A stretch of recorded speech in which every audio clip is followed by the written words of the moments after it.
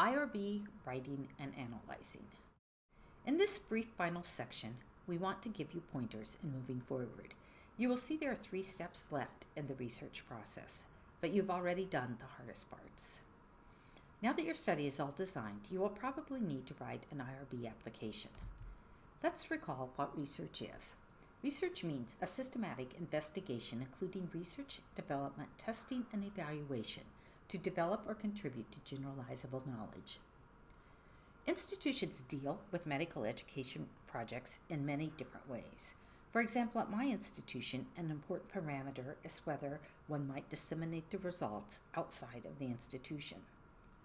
Some IRBs are also developing new procedures to guide an investigator through deciding if the proposed work is quality improvement or research. Check with your IRB to make sure you know their expectations. Here are some of the issues that come up.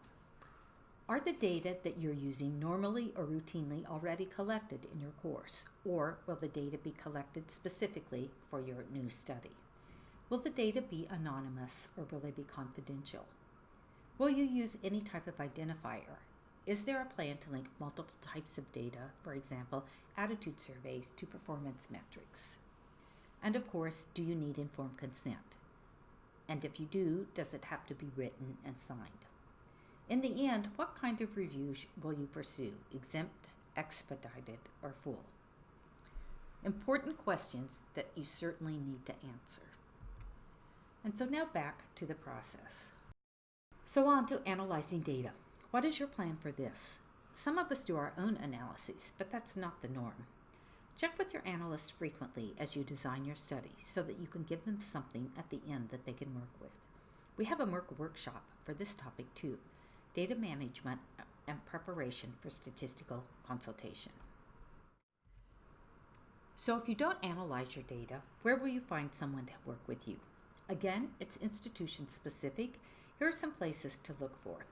So within your department, we suggest you find colleagues who have done research before of similar scope and see where they found a data analyst. We also suggest you look within your medical school. What does the dean's office have to offer? Is there an educational research unit there?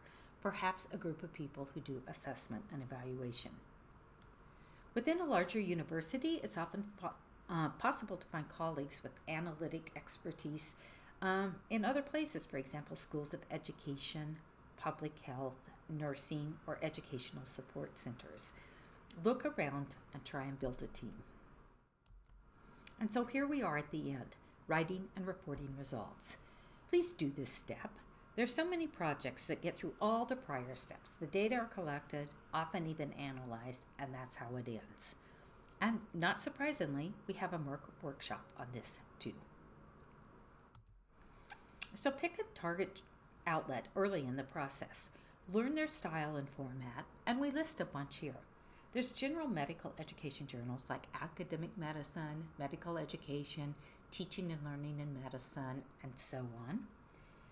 We also suggest you know your meetings, like the AAMC Annual Learn, Serve, Leave meeting, and the regional GEA Group on Educational Affairs meetings. There's also the Ottawa Conference, the Association for Medical Education meeting in Europe, AME, and others that are listed here. And some clinical journals are also very receptive to medical education work.